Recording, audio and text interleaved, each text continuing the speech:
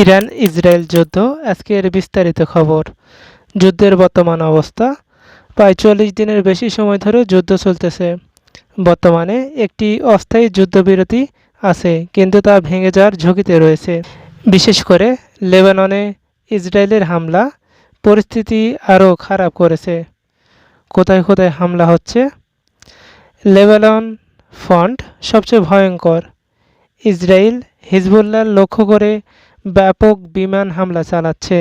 একদিনেই ২০০ থেকে ৩০০ জনের বেশি নিহত হয়েছেন। মোট নিহত কয়েক হাজার ছাড়িয়েছে। ইরান যুক্তরাষ্ট্র ইসরায়েল আগে থেকেই ইরানের সামরিক ও গুরুত্বপূর্ণ স্থাপনায় হামলা করেছে। এতে হাজার হাজার মানুষ নিহত হয়েছেন। কিছু রিপোর্টে ৩৬০০ মৃত্যুর উল্লেখ রয়েছে। ইরান পাল্টা মিসাইল ও ড্রোন হামলা চালিয়েছে। তেল আবিব সহ বিভিন্ন শহরে আঘাত এনেছে। ভয়ঙ্কর ঘটনা, ইরানের সর্বোচ্চ নেতা আলী খামেনি নিহত হয়েছেন।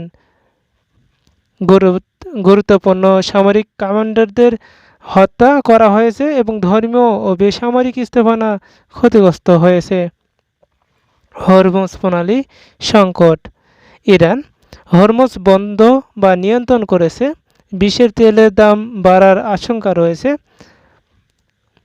জাহাজ চলাচলে সীমাবদ্ধতা দিয়েছে ইরান।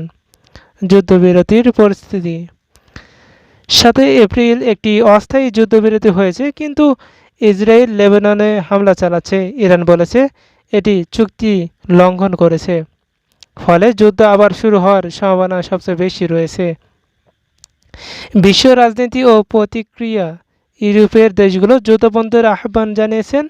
যুক্তরাষ্ট্র ইরানকে কঠোর হুঁশিয়ারি দিয়েছেন। ইসরায়েল বলেছে হামলা চলবে।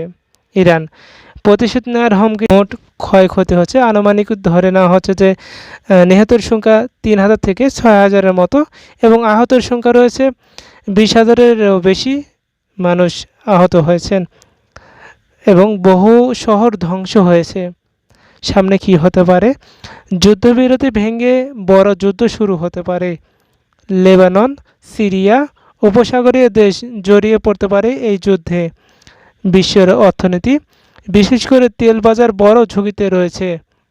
যদি এই যুদ্ধ আবার শুরু হয় এবং বিশাল আকারে যদি এবার শুরু হয় যুদ্ধটা, তাহলে তেলের দাম আরও বৃদ্ধি পাবে। ইরান ও ইসরায়েলের মধ্যকার চলমান যুদ্ধ এখন ভয়ঙ্কর রূপ নিয়েছে। লেবাননে ইসরায়েলের বিমান হামলায় শত শত মানুষ নিহত হয়েছে। অন্যদিকে ইরান প্রতিশোধের হুঁশিয়ারি দিয়েছে। অস্থায়ী যুদ্ধবিরতি থাকলেও পরিস্থিতি যে কোনো সময় বিস্ফোরিত হতে পারে। বিশ্ব নেতারা শান্তির আহ্বান জানিয়েছেন, কিন্তু থামার কোনো লক্ষণ দেখা যাচ্ছে না। ফলে যে কোনো সময় বড় যুদ্ধ লেগে যেতে পারে। আর এই যুদ্ধ কোথায় থামবে কেউ জানে না।